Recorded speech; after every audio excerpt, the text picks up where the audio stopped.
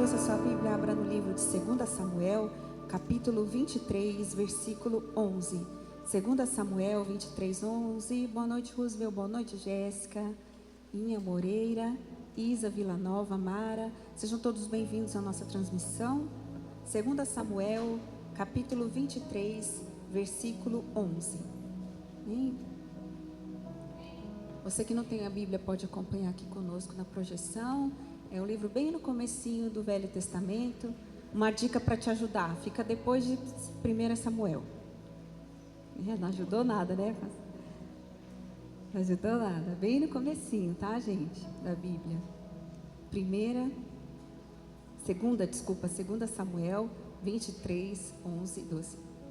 Amém? 2 Samuel 23, 11, versículo 11, tá? 2 Samuel 23. Vamos ler? Diz assim, ó. E depois dele, Samá, filho de Agé, o Ararita, quando os filisteus se ajuntaram numa multidão, onde havia um pedaço de terra cheio de lentilhas, e o povo fugira de diante dos filisteus. Este, pois, se pôs no meio daquele pedaço de terra e o defendeu, e feriu os filisteus, e o Senhor efetuou um grande livramento. Amém? Vamos orar? Feche os seus olhos, vamos orar mais um instante. Senhor Deus e Pai, nesta noite nós queremos ouvir a Tua voz, que é lâmpada para os nossos pés, a Tua palavra que é luz para o nosso caminho, Senhor. Nesta noite, Pai, que eu diminua e que o Senhor cresça, que Teu Espírito Santo possa falar aos corações daqueles que estão aqui nesta noite, daqueles que estão nos assistindo, que a Tua glória, Senhor, possa invadir os corações, porque a Tua palavra é a verdade que liberta, que traz cura, que traz vida e que traz esperança aos nossos corações. Nós repreendemos todo o mal, todo o levante contra esse culto, contra as nossas vidas, em nome de Jesus. E nesta noite, que a Tua glória possa se manifestar nos nossos corações. É o que nós te pedimos e te agradecemos no nome de Jesus. Toda a igreja diga amém.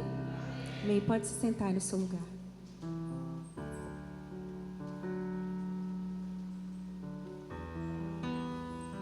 Glória a Deus. Hoje nós vamos dar início a uma campanha de 40 dias de jejum e oração e busca pelo Senhor.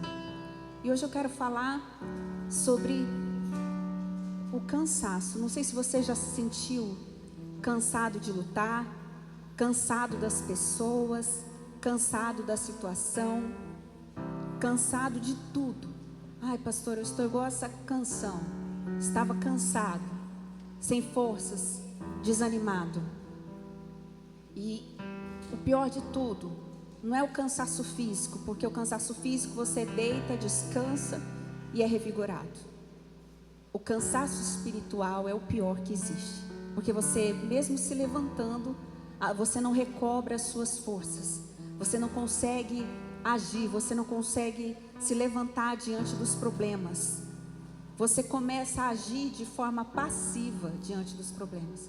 Os problemas vão entrando na sua casa, no meio da sua família, e você não reage. Você não tem ação nenhuma.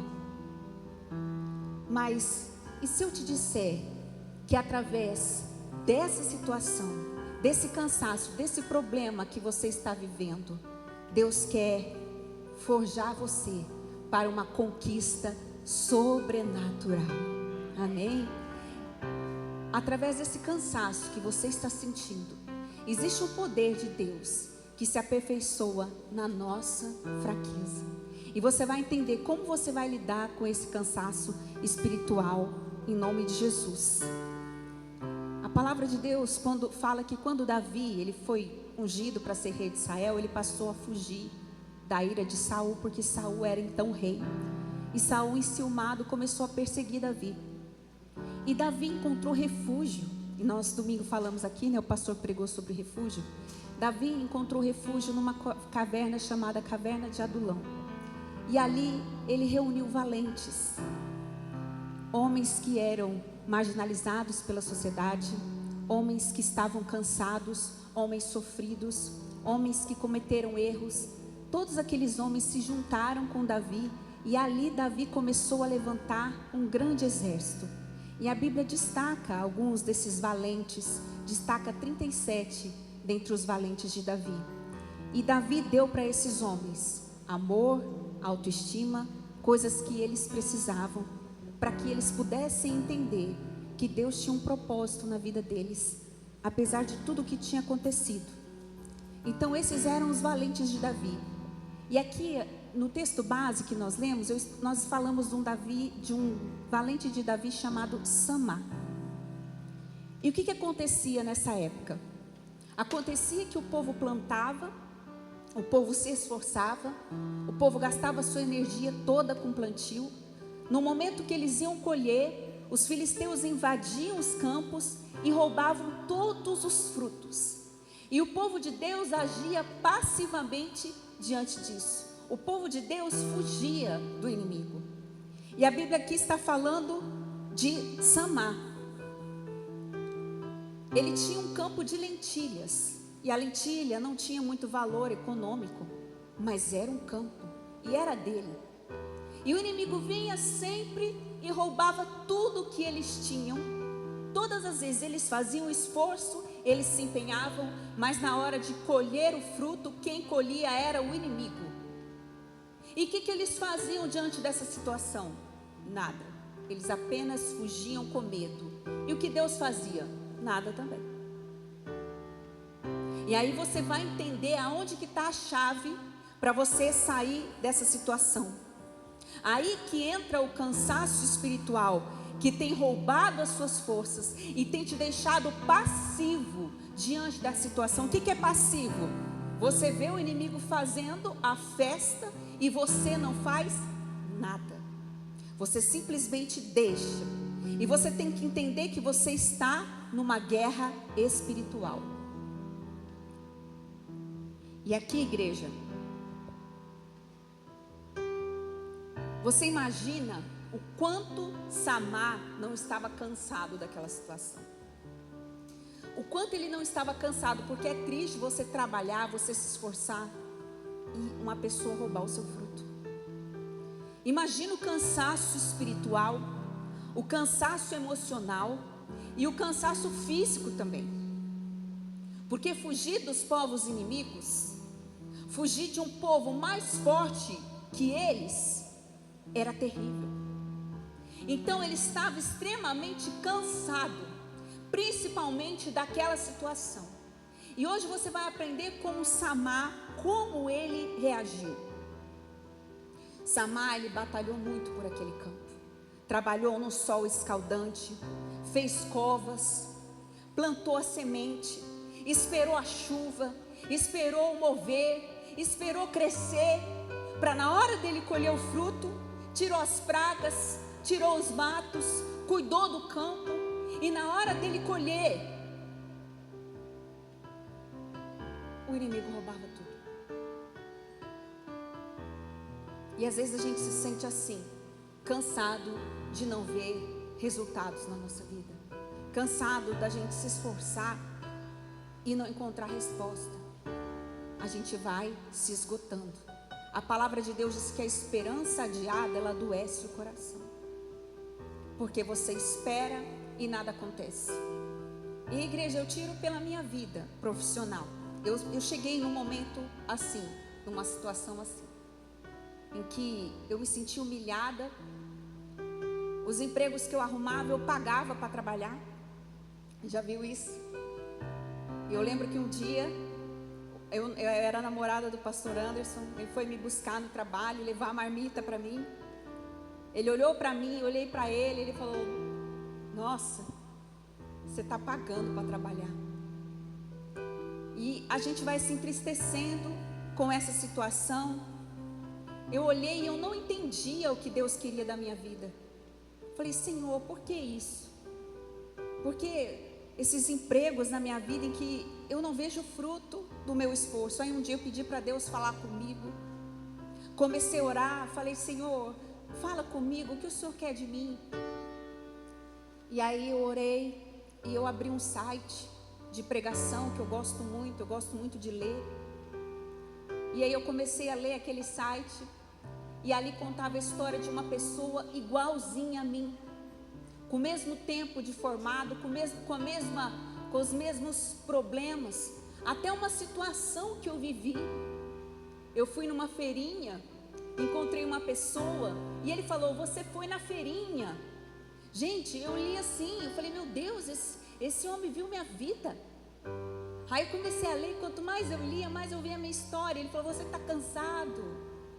E ali Deus falou comigo que era para eu estudar e que era para eu fazer com excelência, não de qualquer jeito, e que isso ia requerer de mim renúncias, tirar as distrações. Eu tinha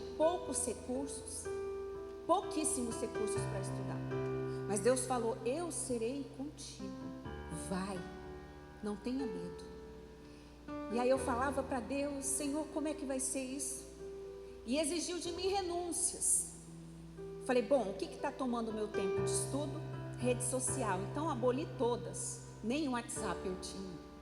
As pessoas falavam: como que o ser humano sobrevive sem? Hoje eu utilizo para o meu trabalho, nosso chefe passa serviço lá, então a gente é obrigado a ter. Mas eu não tinha nada para comunicar, porque eu falei: eu preciso abrir mão de alguma coisa. Tem gente que abre mão do culto, tem gente que abre mão da igreja, tem gente que abre mão do tempo com Deus. Você está abrindo mão das coisas erradas. O seu celular, ele tem um relatório, não sei se o seu tem, de quanto tempo você ficou no celular. Multiplica aí esse tempo, se você estivesse estudando, orando e agregando alguma coisa para a sua vida. Ele tem um relatório mensal. Então eu tive que tirar as distrações. E aí Deus começou a me direcionar,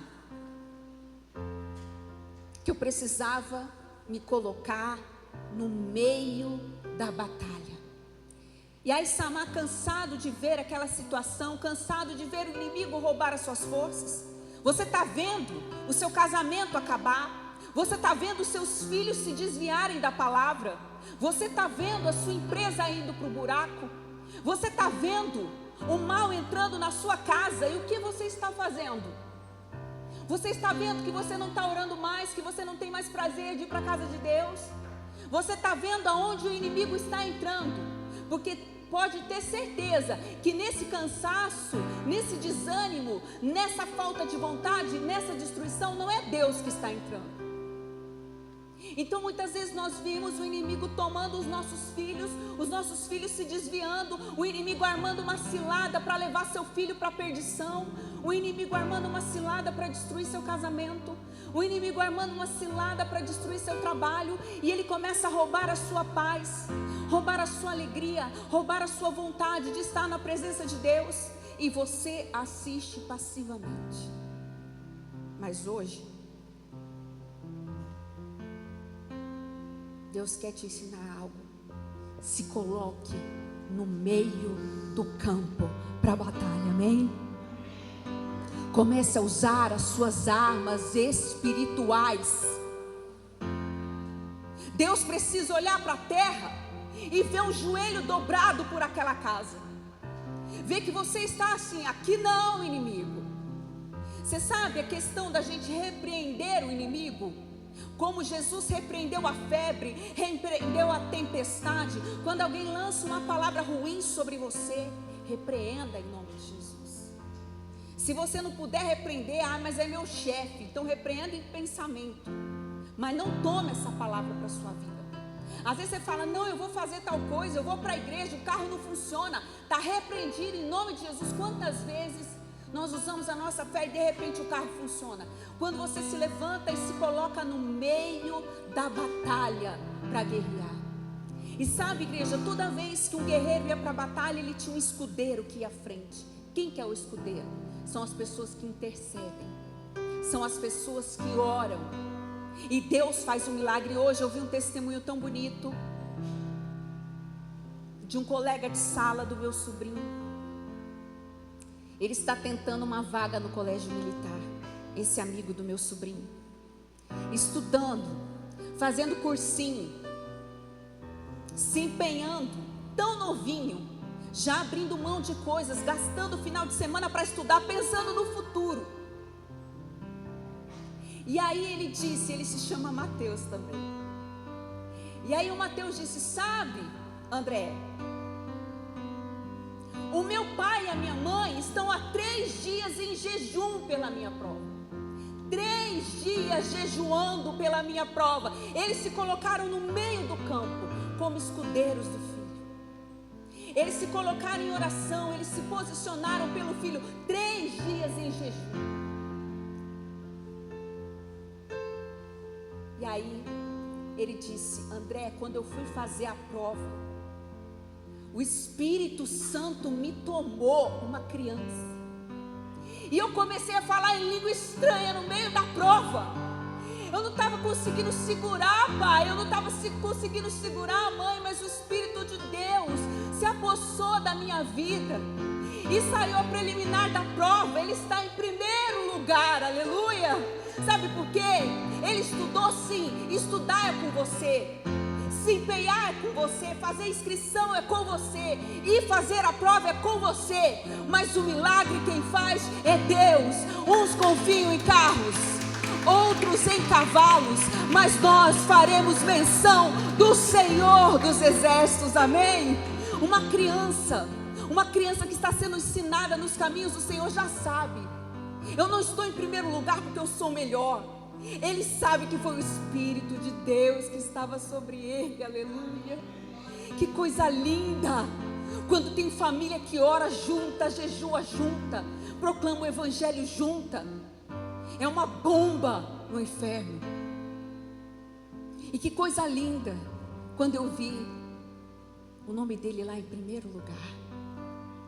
Sabe, igreja, Deus faz coisas tão maravilhosas.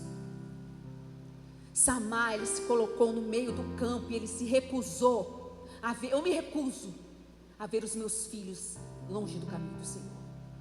Eu me recuso a ver meu casamento destruído. Eu me recuso a ver minha vida sentimental destruída. Eu me recuso a ver minha igreja destruída. Eu me recuso. O que eu vou fazer? Samar mostra que os seus valores eram inegociáveis.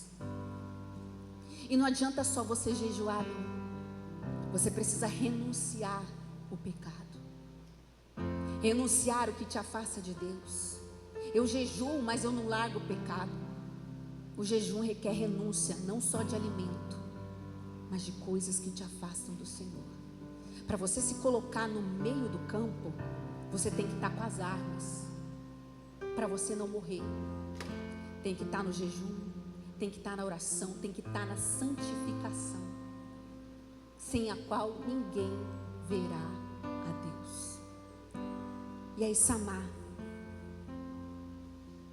mostra que os seus valores são inegociáveis. E hoje Deus está te perguntando: aonde você está?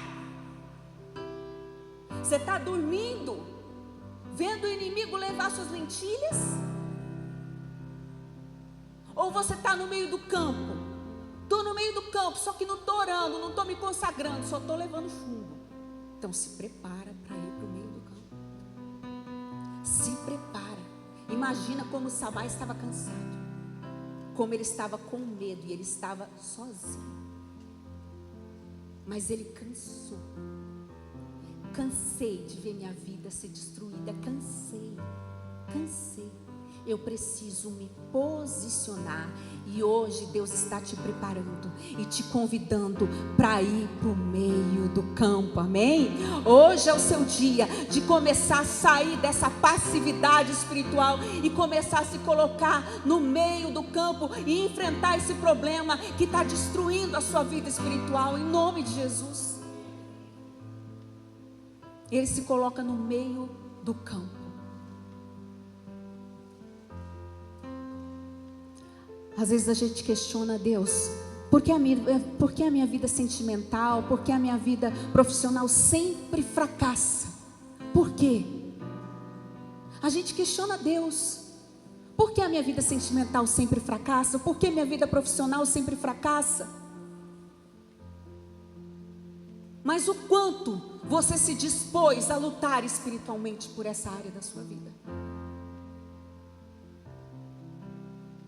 Entenda, um fracasso não define a sua história, e sim a sua capacidade de se reerguer em Deus quantas vezes forem necessárias. Porque o fracasso não é cair, o fracasso é recusar-se a levantar. Então se levante onde? hoje, nesse dia. Se levantar em Deus significa construir os seus sonhos em oração, em jejum, em entrega ao Senhor. Renunciar àquilo que Deus te pede em oração. Se afastar do que te tira do teu propósito, ainda que te doa a alma. Algumas pessoas vão embora da sua vida nessa fase, mas o importante é que Deus permaneça, porque com Ele você tem tudo. Talvez assim como Samar, um valente de Davi, você tem visto o inimigo roubar a sua alegria, roubar a sua paz, roubar a sua confiança em Deus, te fazer duvidar. Os projetos que você lutou para ter, até quando nós vamos assistir passivamente o inimigo destruir nossos sonhos, nossos projetos? Até que um dia Samar diz: chega, dobre os joelhos pela sua casa, dobre o seu coração, se dobre por esta causa, busque ao Senhor, pague o preço que Deus te pediu, ainda que com medo. Se coloque no meio do campo, como Samar fez. Amém? Deus não livrou Samar do ataque dos filisteus. Samar se coloca no meio, e os filisteus vieram para atacar. Deus não livrou Samar do ataque dos filisteus, mas o posicionamento de Samar, a fé e a coragem dele, fez com que Deus operasse um grande livramento. Samar alegrou o coração de Deus com o seu posicionamento, aleluia. E sabe, igreja, o céu se alegrou, porque quando ele esteve ali e se posicionou como Deus queria, o Espírito de Deus se apossou dele, como se apossou daquele menino na hora da prova. E a palavra de Deus diz que sozinho ele feriu os inimigos, como um homem só, se não for a mão poderosa do Senhor sobre ele. Por que Deus não impediu os filisteus de roubarem? Por que Deus não fez nada? Porque o que é para você fazer, Deus não vai fazer. Quem tem que se levantar é você, quem tem que orar é você, quem tem que jejuar é você, quem tem que se colocar no meio do campo é você. Você faz o possível e deixa o impossível com Deus, aleluia, porque Ele é poderoso para fazer o impossível. É preciso coragem para acreditar no sim de Deus quando tudo à sua volta diz que não. Deus vai abrir um caminho no meio do mar só para você passar, aleluia. Glória a Deus.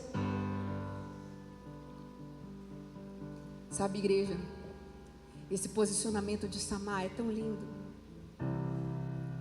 Muitos iam pensar: você é louco? A hora que o inimigo vier, você vai ficar aí no meio, você vai apanhar, você vai morrer. Olha o tanto. O que você está fazendo aí, Samar? Você é louco? Vaza. Aqui não. Aqui o inimigo não vai entrar. Aqui na minha casa não. Porque essa casa é do Senhor, a minha família é do Senhor. Aqui não. Ele se posicionou espiritualmente pela sua casa, pela sua vida e até por você mesmo, porque o campo de lentilha era dele. Se posicione pela sua vida e creia no milagre e na provisão de Deus. Sabe, igreja, quando eu escutei esse louvor, eu fiquei imaginando Samar com esse louvor no meio do campo, se posicionando diante de Deus. O inimigo tenta laços e embaraços pra me envergonhar, mas não vai. Ele entendeu, porque eu não estou sozinho nessa guerra, está comigo o braço forte do Senhor. O que Ele faz? Aquele que acalma o vento, aquele que aquieta o mar, que tira a força do fogo e faz o leão jejuar. É o Deus que derruba as muralhas, da estéril faz mãe de filhos. É o mesmo que brada do alto: não temas, sou contigo. Eu não estou sozinho. Quando você entrar no meio do campo, não entre sozinho. Tenha certeza de que o Senhor Todo-Poderoso está com você, está te fortalecendo, está te guardando. Porque é preciso coragem para lutar pelo Evangelho na sua casa, na sua família. Coragem para lutar para que o Evangelho seja estabelecido. Você pensa que se você levar um amigo para Jesus, ele se converter de verdade, o inimigo vai se levantar contra você. Diferente de você trazer alguém para a igreja apenas, mas quando Deus começar a trabalhar, o inimigo se levanta, porque ele não quer perder território. E aí você começa a lutar espiritualmente pelo seu amigo, pelo seu pai, pela sua mãe, pelo seu filho, pela sua casa. Se você não se levantar, sem perceber, o Evangelho vai indo embora da sua casa, vai indo embora da sua vida. Você está na igreja, mas seu coração está tão longe de Deus.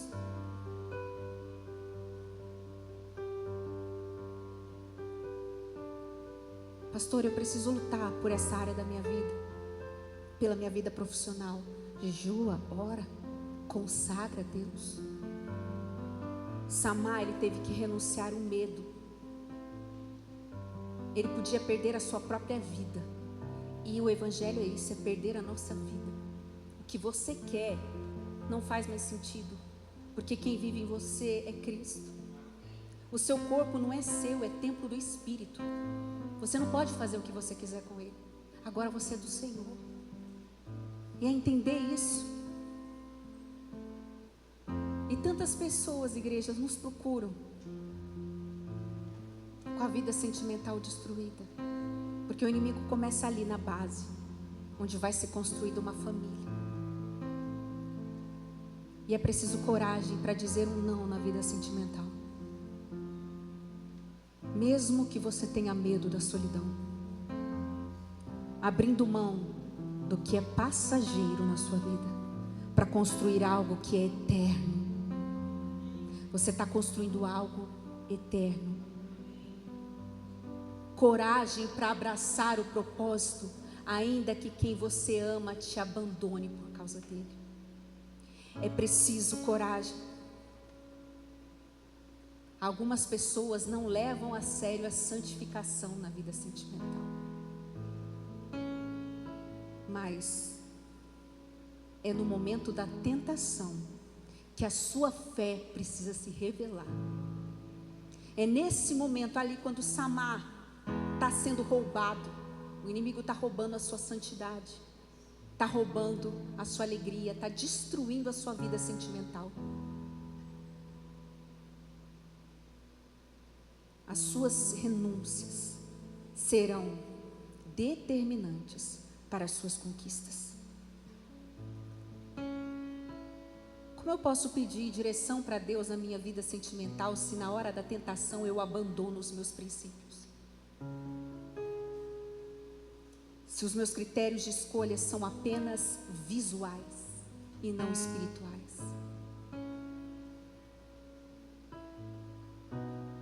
Às vezes você ora por aquela pessoa, para que aquela pessoa venha para a sua vida, e sem perceber, toda vez que aquela pessoa vem para a sua vida, quem vai embora é o Espírito Santo.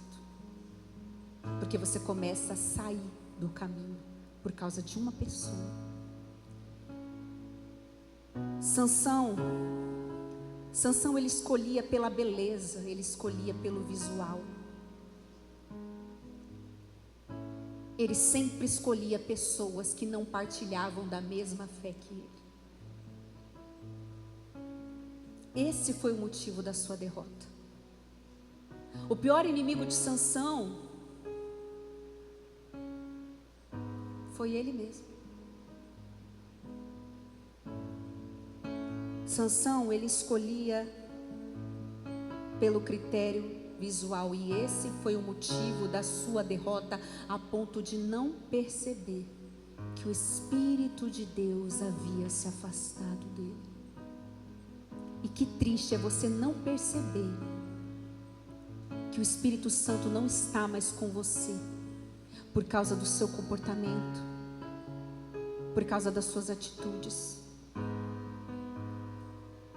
O Senhor diz assim na sua palavra: não entristeçais o Espírito Santo. Se me buscardes, serei achado de vós. Porém, se me deixares, eu também te deixarei. Sansão, ele deixou a Deus por pessoas que foram a razão da sua derrota. E isso começa quando você é solteiro. Porque se você não resiste tentação solteiro, quando você casar, você acha que você não vai ser tentado? Você acha que o inimigo não vai tentar o seu marido, a sua esposa, para destruir seu casamento? Vai, e com maior intensidade. E aí, se você já está acostumado a fraquejar no namoro, como que você vai construir uma família? Porque na primeira tentação, você vai ser traído, ou você vai trair. Porque os seus valores são negociáveis. A partir do momento que você tem o seu campo de lentilhas, aqui não, o meu valor é inegociável, aí você vê o milagre chegar. Existe um pequeno sim seu que abre grandes portas no mundo espiritual. E esse sim não é para pessoas que te afastam de Deus.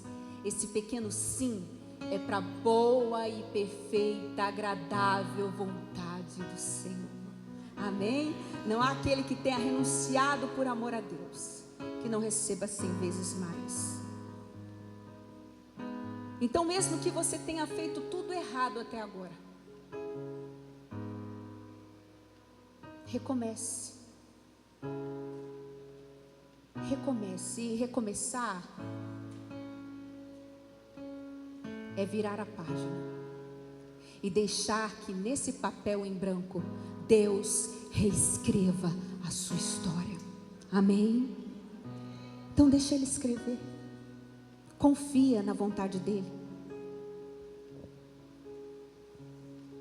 E a santificação é muito importante, igreja. O que as pessoas mais me pedem ajuda na internet é na vida sentimental. É o que mais eu recebo de mensagem, de socorro. Eu, pastor, a vida sentimental é número 1. Tanto de solteiro quanto problema no casamento. Porque ele destrói a base, a família. E existe uma coisa chamada fornicação. O que é fornicação? É você ter relação sexual sem ser casado. E a palavra de Deus diz que os fornicadores não entram no reino. O reino de Deus não se estabelece na sua vida. E eu me lembro de um testemunho lindo de um casal. Esse casal se converteu através de um link, de um culto que alguém mandou para eles. Eles viram o pastor pregando. Naquele dia eles decidiram se batizar. E eles moravam juntos, já há bastante tempo. Porém, era um casal jovem. E quando eles começaram a ouvir a palavra, que eu não sei se você já ouviu isso, mas cada pessoa que você tem relação sexual, você leva um pedaço dessa pessoa com você. Aí, pastor, então, aqui tá, né? Tô levando umas 30. Misericórdia. Marcas, feridas e coisas terríveis. E a santificação é algo sério. E as pessoas brincam com a santificação.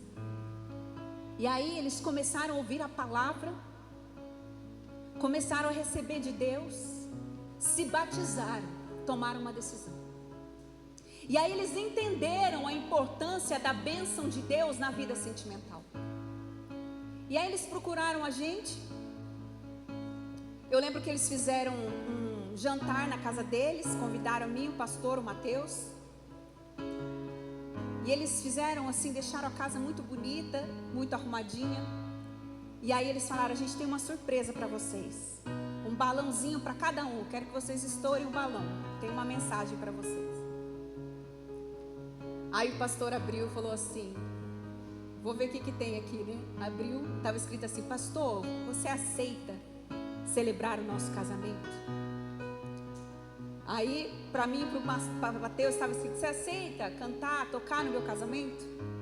E aí nós ficamos extremamente felizes, porque eles iam se casar. Eles decidiram se casar e eles não tinham recursos para o casamento, mas eles decidiram.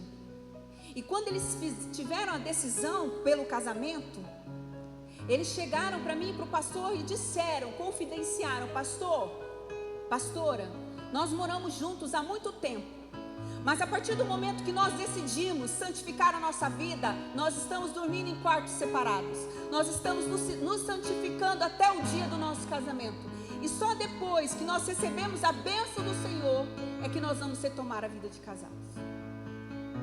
E aí eu falei assim: glória a Deus por essa decisão, nós ficamos muito felizes. Imagina a tentação morando dentro da sua casa.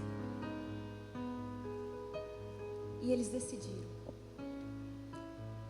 Igreja, vocês não imaginam como Deus operou naquele casamento.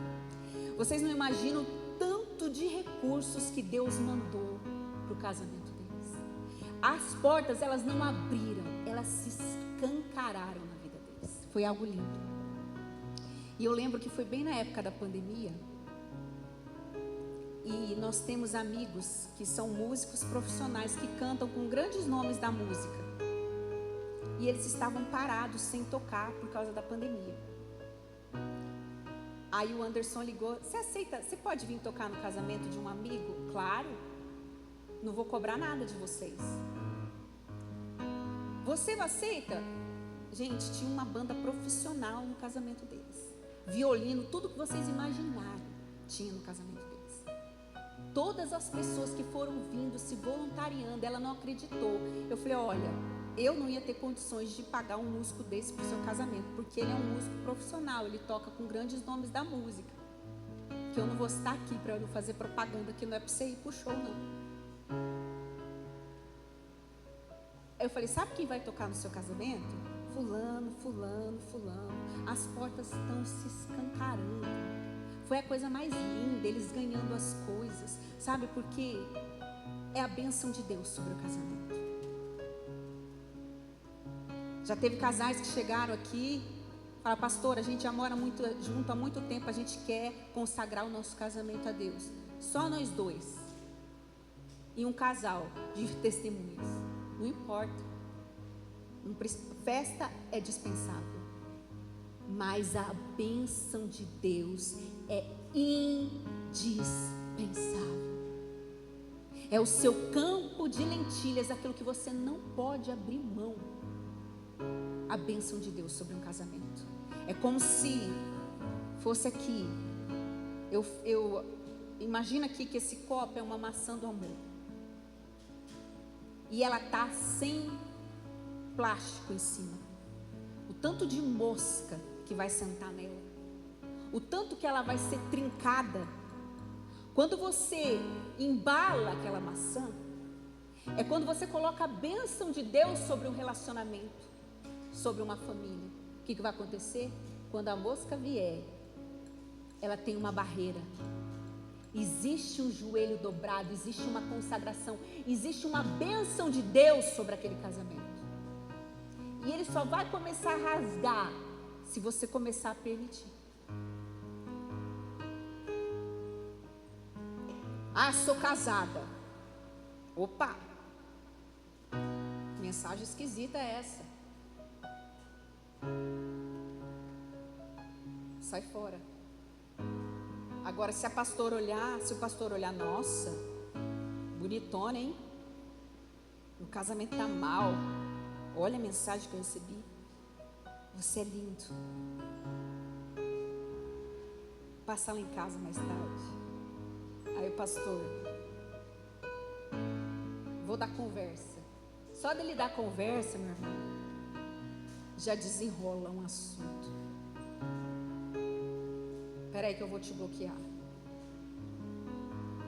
Toma aqui meu celular. Daqui seu celular, deixa eu fiscalizar. Cadê? Não pode olhar meu celular. Meus segredos. Aí se é compartilhado, né? A mulher vai dar em cima dele e está dando em cima de mim. Algum problema, querida? Não é? Agora se está livre, está fácil. Está fácil demais o acesso. A sua família. Está fácil demais. Ah, mãe, eu posso ir naquela festinha do fulano. Gente, eu me lembro, eu trabalhei muito tempo com adolescente. E eles não me dão a volta, não. Nem no pastor. A gente já sabe como eles são. E aí eu me lembro de uma adolescente de 13 anos, que terminou o nosso culto. A gente tinha escola bíblica e tinha o culto. Aí ela veio falar, pastora Tim, que eu não era pastora, mas ela me considerava e me lidava de pastora Tim. Eu falava, não sou pastora. Ela é sim, você é a nossa pastora Tim. Senta aqui, quero te contar uma coisa. Fui numa festa, mamãe deixou, confiou em mim, tomei todas. Ah, é? É, pastora. E detalhe, perdi minha virgindade, não sei com quem. Inclusive cortaram a minha franja, olha aqui, a franja toda torta. Chorando, tá? Vocês estão rindo, mas ela estava chorando. A mãe nem sonhando, né? Eu estou tão arrependida, você ora por mim? Gente, você não tem ideia das coisas que eles contam. E você nem imagina o que está acontecendo. Ah, fui abusada por um, abusada por outro. Imagina quando um pai e a mãe descobrem um negócio desse. Eu permiti. A gente tem que zelar, ser guardião da nossa casa, dos nossos filhos. Saber com quem eles estão andando, o que eles estão fazendo. Porque nessa idade nós somos muito inocentes. Ela não tem ideia do que ela estava fazendo. Eu vi a ingenuidade dela. Eu vi nos olhos dela a tristeza da marca de se entregar para quem ela nem sabe quem era. De às vezes pegar uma doença que vai comprometer a vida dela para sempre. De não saber o que está fazendo. Poxa, o que eu precisava? Eu só precisava de um freio. Mas ninguém colocou um freio. Porque a gente não tem noção. Gente, quando a gente é jovem, a gente é muito imaturo. A gente precisa de alguém direcionando a gente, apoiando a gente. E a gente precisa colocar a nossa vida diante de Deus. Tem um amigo de oração. Eu sempre oro, eu falo, Senhor, coloca amigos de Deus na vida do meu filho. Coloca pessoas de Deus perto dele. Coloca, Senhor. Ora para Deus colocar amigos de Deus para andar com você. Fala, pastor, eu só tenho amigo que quer me levar para balada, eu me sinto tão só. Ora para Deus te levar um amigo de oração, para levar você para oração, para levar você para assistir um filme cristão, para levar você lá para o Reteté, lá na Moreninha 3. Você vai, irmão. Vai. Pessoas que querem te aproximar do Senhor. Nós temos que lutar contra a depressão, contra a tristeza, contra essa pessoa no trabalho que te atormenta. Fala, meu Deus, essa pessoa me humilha o dia inteiro. E o que você tem feito? Ora por ela, entra na guerra pela vida dela. Fala, demônio, sai dessa cabeça em nome de Jesus. Começa a orar por ele. Toda vez que tinha um me perseguindo no trabalho, tirando a minha paz, eu entrava na pilha. Não posso, Senhor. Começar a orar pela pessoa, ora, jejua, paga o preço por ela, Senhor, muda aquele coração, Senhor. Essa pessoa está tirando a minha paz. E eu comecei, igreja, a orar.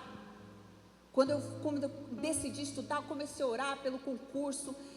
Deus mostrou para mim, eu falei, meu Deus, eu passei e agora? Agora a fila não anda. Agora ninguém, não chama ninguém. Eu me senti igual o Samar. Eu falei, toda vez que eu vou colher o fruto na vida profissional, vem alguém e rouba. Vou perder mais um concurso. Aí Deus falou, se coloca no meio do campo. Começa a orar. Nós começamos a orar, a jejuar. Eu lembro que o pastor Anderson imprimiu a lista das pessoas que estavam na minha frente. Ele trazia para o altar da igreja. Ele falava: esse não vai querer, esse já está trabalhando em tal lugar, esse já está assim, esse já está assim. Eu falava: Senhor, é esse que eu quero trabalhar meu período que eu preciso fazer a obra. E aí ele começou a riscar: esse não vai, esse não vai, esse não vai. E ele ligava lá e ele começou a entrar na guerra junto comigo. E aí quando você começa a orar, é como a semente cai na terra, ela começa a estender as suas raízes. E Deus começa a fazer a obra. E quando a gente começou a se colocar em jejum e oração, a fila começou a andar. A fila começou a andar. E eu retomei o meu ministério. Porque lá atrás, o inimigo estava roubando as minhas lentilhas.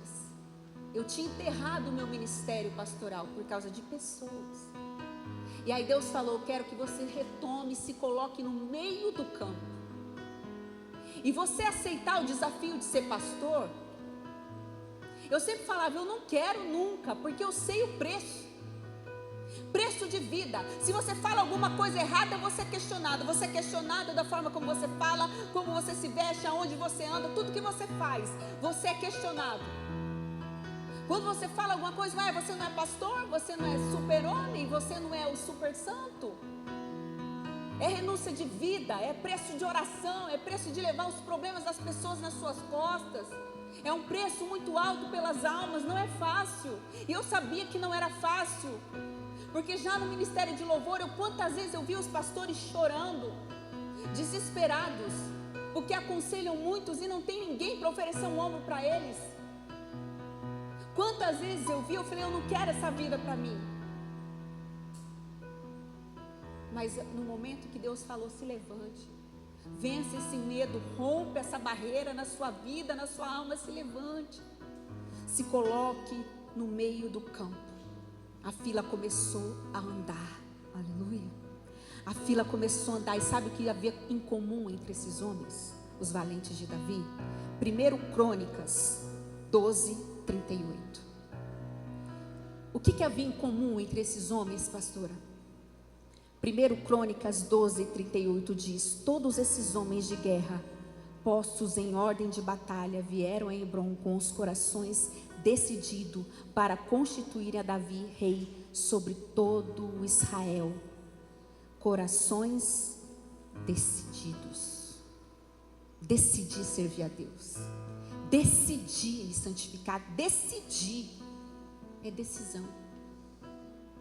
Eu decidi me colocar no meio do campo. Então aprenda a defender o que é seu, as promessas de Deus sobre a sua vida, porque sempre vão existir filisteus invadindo o seu campo. A tristeza, a dúvida, o medo para roubar a sua alegria, mas você precisa se colocar no meio do campo. Todos nós temos um campo de lentilha, todos, coisas preciosas que Deus deu para a gente, e nós temos que lutar por elas, ter o coração decidido. Uma das passagens mais lindas da Bíblia, que eu gosto, que na minha opinião, fala sobre a morte de Jesus.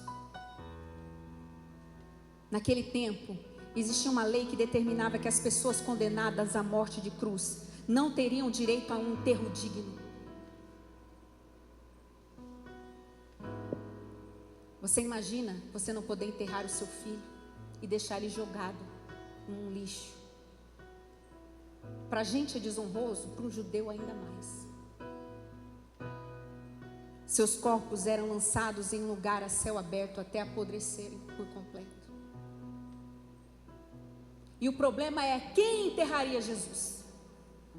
O corpo dele estava ali morto na cruz. Era a ocasião da Páscoa, eles não queriam deixar os corpos apodrecendo ali. Então vamos dar um fim nesse povo. Vamos jogar os corpos no lixo. Quem vai dar um enterro digno para Jesus? Quem cuidaria de Jesus se Isaías 53:9 disse que Jesus teria um sepultamento digno de rei? Se Deus tinha uma promessa, quem enterraria Jesus? Os discípulos tinham fugido de medo. Uma sepultura era algo caríssimo. Como hoje, para você enterrar um parente não é barato. Por isso, deixa sua Pax um dia. É a propaganda da Pax. Gente, porque é triste. Além da morte, você ainda tem que se preocupar em escolher caixão. Misericórdia. Mas essa não é a mensagem, como diz o pastor. Jesus não tinha Pax, tá? Quem vai enterrar o corpo de Jesus? As mulheres, a mãe dele, Maria Madalena, elas não tinham recursos. Só que havia uma promessa. Alguém precisava se levantar. Igual muitas vezes o inimigo entra na sua casa, está destruindo a sua família. E você vai deixar o evangelho ser jogado no lixo. E você vai abrir mão das suas lentilhas, você vai abrir mão da promessa dentro da sua casa, no meio da sua família. Quem é que vai se levantar nessa casa para que Jesus e a palavra não sejam descartados? Para que essa verdade permaneça viva? Quem é que vai ficar na brecha? É a mesma coisa essa porta aqui, ela está fechada. Mas se eu abrir a porta, vai lá, Mateus, aproveita que você já está em pé, abre um pouquinho a porta, bem pouquinho, pode abrir mais do tanto do seu corpo, fica de frente para a porta, um espaço que dê para você passar, pode abrir mais, que dá para você passar direitinho, de frente, isso, fica aqui no meio da porta, não sai, isso, fica aqui de frente. A brecha, isso aí, essa brecha que você abriu na sua vida, tem uma brecha aberta, porque você se santifica, mas seu marido não, seus filhos não, a sua esposa não. O que acontece? Tem uma brecha na sua casa, mas quando você é intercessor, você está no meio da porta, barrando. Então o Mateus está ali, no meio da porta entreaberta, as pessoas não conseguem entrar. Está entendendo o que é intercessão? Mas se o Mateus sai, não tem ninguém de joelho dobrado por essa casa, então a janela está aberta para o ladrão entrar e roubar as suas lentilhas. Obrigada, Mateus. Então é preciso pessoas de coragem. E a Bíblia diz em João 19:30 que havia um homem que seguia Jesus secretamente, José de Arimateia.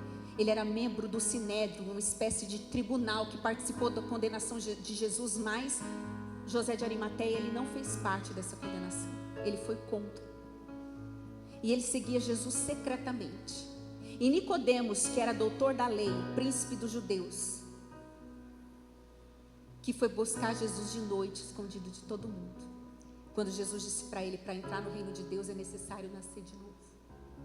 Quando eles viram que eles iam descartar o corpo de Jesus e jogar no lixão, eles se doeram, porque eles eram ricos e eles tinham conhecido o amor de Jesus, e a crucificação mexeu com eles. Eles eram seguidores secretos de Jesus, como talvez até hoje a sua fé está escondida, ninguém sabe que você é de Deus. Só que naquele momento alguém precisava se levantar. Quando a mãe estava arrasada, as mulheres estavam arrasadas, não tinham condições. Naquela época era preciso preparar o corpo com óleos e especiarias caras. Era preciso dar uma sepultura digna, mas ninguém tinha dinheiro. E os discípulos tinham fugido de medo. Ninguém queria ser reconhecido como seguidor de Jesus. E o que adianta falar que eu sou seguidor de Jesus agora, se ele está morto mesmo? Mas o coração deles doeu e eles tiveram coragem de ficar em pé quando muitos estavam fraquejando. E talvez seja a sua hora de ficar em pé pela sua casa, pela sua família, quando está todo mundo fraquejando.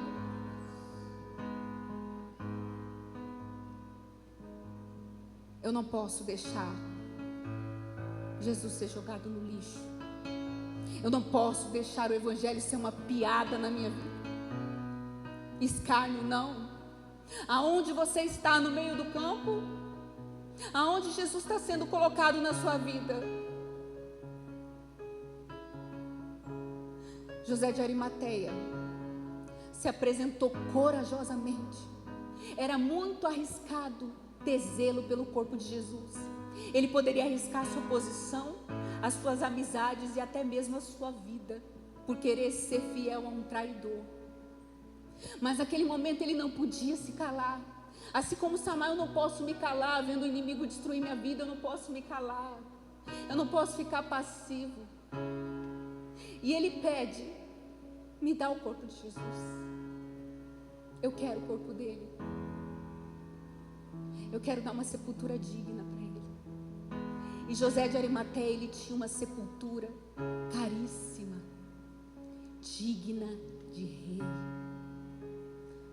Não se sabe se ele comprou para Jesus ou se ele era para ele, mas era uma sepultura digna de rei. E Nicodemos se juntou a ele, arriscando perder também a sua posição.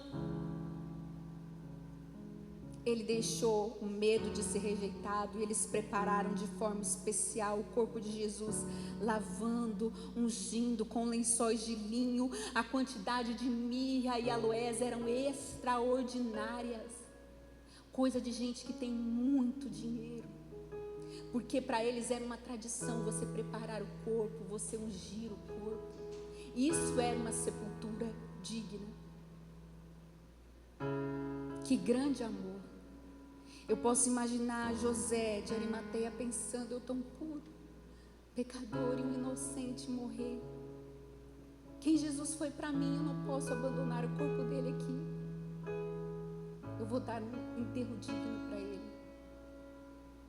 Mesmo que eu perca meus amigos, mesmo que eu perca minha posição, eu não posso deixar o evangelho ser descartado no meio da minha casa.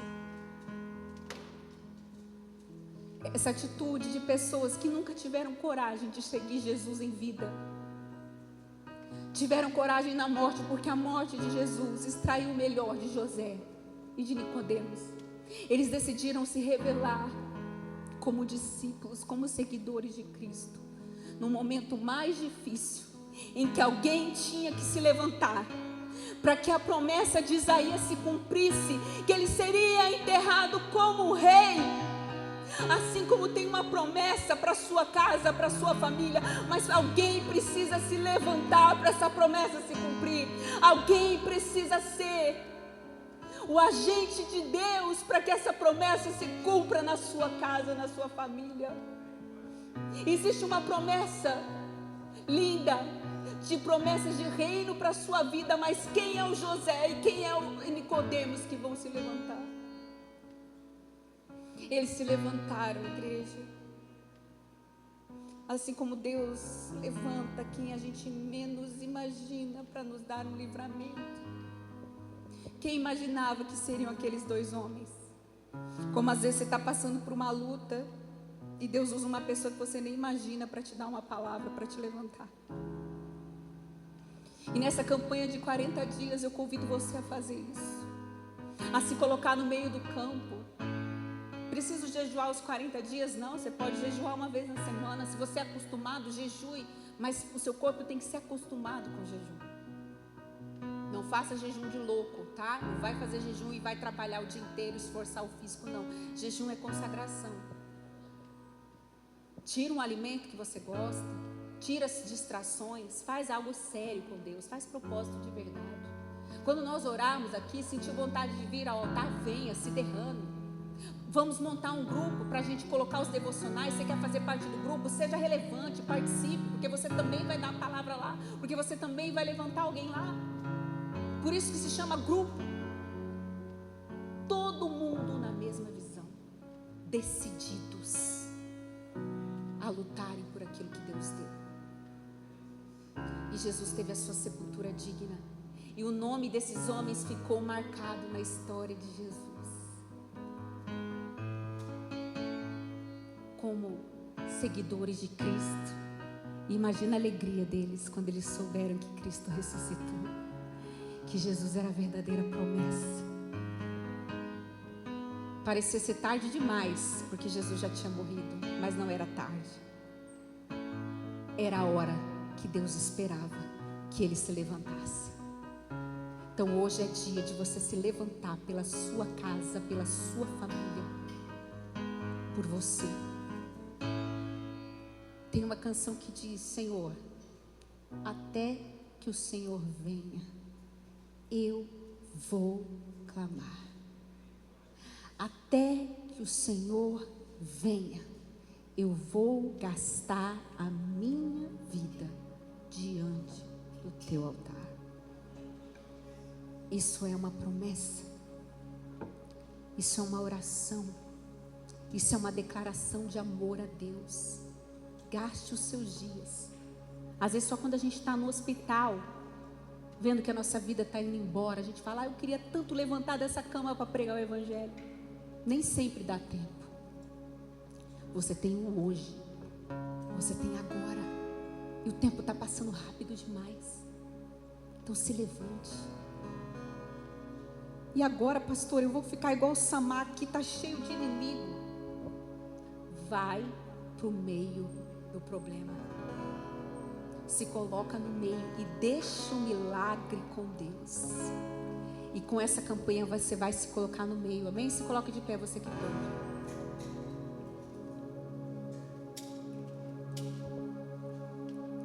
Hoje Deus convocou um exército aqui, de valentes de Davi, de valentes que não vão deixar o evangelho ser descartado no meio da sua casa, no meio da sua família, e tratar Jesus como Ele merece ser tratado na sua vida. Talvez você já honrou tantas pessoas, mas você esqueceu de honrar Jesus, o principal. E sabe, um dia disseram para Jesus, Jesus, nós te amamos. Ele disse, não, aquele que tem os meus mandamentos e os guarda, esse é o que me ama. Amor para Deus não são palavras, são atitudes. Atitudes de quem ama. Então, quando você começar a honrar a Deus na sua vida, ao invés de honrar pessoas, você vai ver os grandes feitos do Senhor. Hoje eu te convido a espiritualmente ir no lugar que está te entristecendo. Pastor, é meu trabalho. Pastor, é lá na minha casa. É lá no meu serviço. É lá no meu quarto à noite, eu não consigo dormir. Eu estou atormentado de tristeza, de depressão. Eu tenho desistido de tudo. O inimigo tem levado as minhas lentilhas e eu não tenho feito nada. Você não está sozinho. Se levante em oração. Mesmo cansado, dobre os seus joelhos no seu quarto. Mesmo cansado, ore. E agora você vai espiritualmente nesse lugar aí na sua casa. Talvez é essa dor, essa enfermidade que está consumindo o seu corpo. Hoje você vai se levantar pelo seu campo. Hoje você vai levantar pela sua vida. E sabe, igreja, quando eu me levantei espiritualmente, foi através dessa palavra do valente Samar. Eu comecei a orar. Então eu pude tomar posse do meu concurso, eu pude tomar posse. E onde eu estou, onde Deus me colocou, toda semana eu tenho oportunidade de pregar o evangelho, de louvar a Deus ali. Toda semana existe um grupo de oração ali naquele lugar. E eu já vi colegas de trabalho virem aqui. Eu já vi colegas de trabalho aceitarem Jesus ali naquele grupo. Porque Deus estava esperando que eu me levantasse. Eu estava esperando Deus fazer alguma coisa para que eu parasse de sentir a humilhação na pele, sabe, igreja? Mas Deus estava esperando que eu me levantasse. Que eu me levantasse em oração, em jejum. Que eu assumisse o meu chamado. O meu chamado estava gritando. Você está querendo conquistar, mas presta atenção, que o inimigo quer levar suas lentilhas, seu tempo de oração, seu tempo na igreja, sua comunhão. Ele quer levar embora a sua vida com Deus. Assim como o inimigo, tudo que ele queria era levar o Espírito de Deus embora da vida de Sansão. Não deixe ele ir embora por causa de coisas, pessoas, circunstâncias. Se coloque no meio e clame até que ele venha. Até que ele venha. E hoje, através dessa canção, você vai lutar pela sua casa, pela sua causa, porque ele está aqui, o braço forte do Senhor, pela sua vida, pela sua casa. Então que você comece a orar agora e se levantar espiritualmente. Se coloca no meio do campo, se coloca no meio do campo, se coloca no meio do campo, se levanta em oração. Aleluia, aleluia. O Senhor, oh, se você rasgar o céu apenas mais uma vez,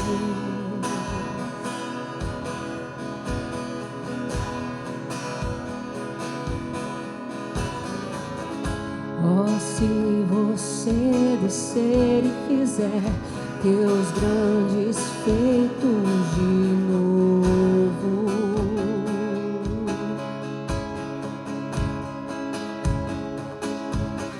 como nos tempos passados, mostra teu braço forte, ó grande Rei.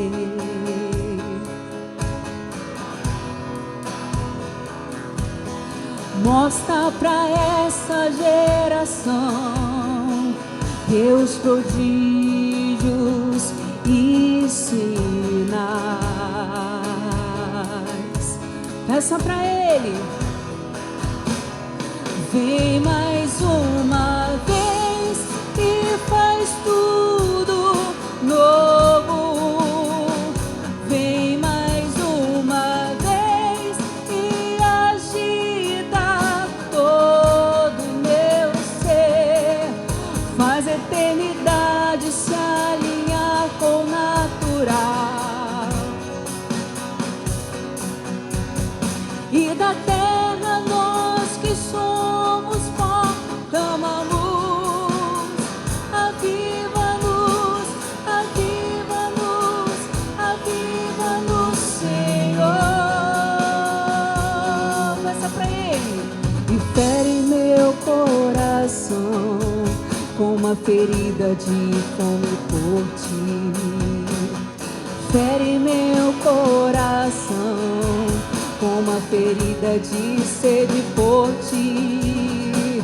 Ensina-me a clamar e a suplicar até que o Senhor venha. Oh, até que o Senhor venha, eu vou clamar. Até que o Senhor venha, eu não vou descansar. Até que o Senhor venha, eu vou gastar a minha vida diante do teu altar. Diante do teu altar. Até que o Senhor venha, eu vou clamar. Até que o Senhor venha, eu não vou descansar. Até que o Senhor venha, eu vou gastar a minha vida. Diga. Diante do teu altar, diante do teu altar. Peça para entrar nessa casa agora. Entra nessa família agora. Levante a sua mão para o alto para receber. Peça para o Senhor entrar agora na sua casa. Senhor, visita cada lar aqui representado. Visita cada um que entrou aqui nesta noite, Deus. Quebra todas as barreiras, todo desânimo, toda tristeza, todo medo, toda enfermidade. Daqueles que estão nos assistindo também, Deus. Derrama a tua glória, derrama a tua presença, Pai. Vem, Senhor, com teu fogo nesta noite. consumir toda enfermidade, consumir toda apatia espiritual, toda passividade. Vem, Senhor, agora, entra nesse quarto dessa pessoa que está nos assistindo, entra nessa casa, entra nesse lar, Deus, entra nesse coração. Senhor, nós entregamos a Ti o nosso jejum, a nossa oferta, e vamos nos colocar no meio do campo. Ore pela sua casa, ore pela sua família, ore pela sua vida. Se levante, se levante, se levante pela sua casa, até que o Senhor venha e arranque essa depressão, até que Ele venha e transforme o seu lar, a sua família, o seu trabalho. Não dê descanso aos seus olhos, dobre os seus joelhos. Quando menos você tiver vontade, quando menos você tiver força, é quando você mais precisa. Siga, igreja, até que o Senhor venha. Até que o Senhor venha, eu vou clamar. Até que o Senhor venha, eu não vou descansar. Diga bem alto. Até que o Senhor venha, eu vou.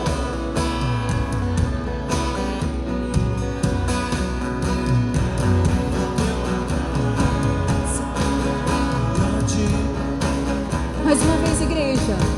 Até que o Senhor venha.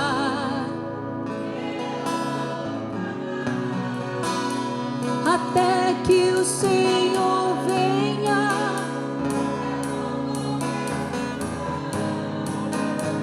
Até que o Senhor venha.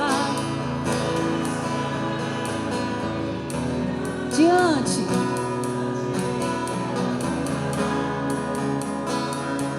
Se a igreja, a bateria, digam até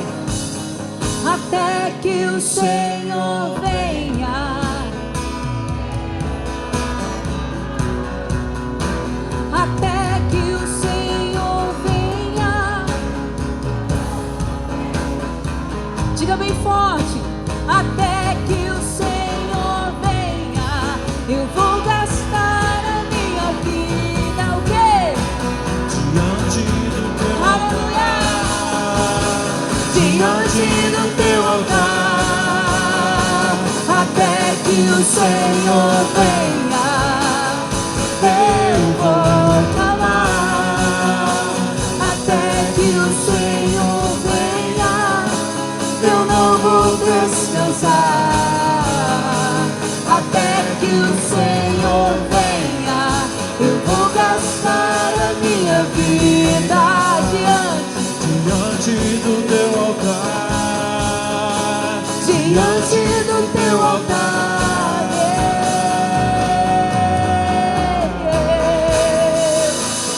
Nós vamos gastar a nossa vida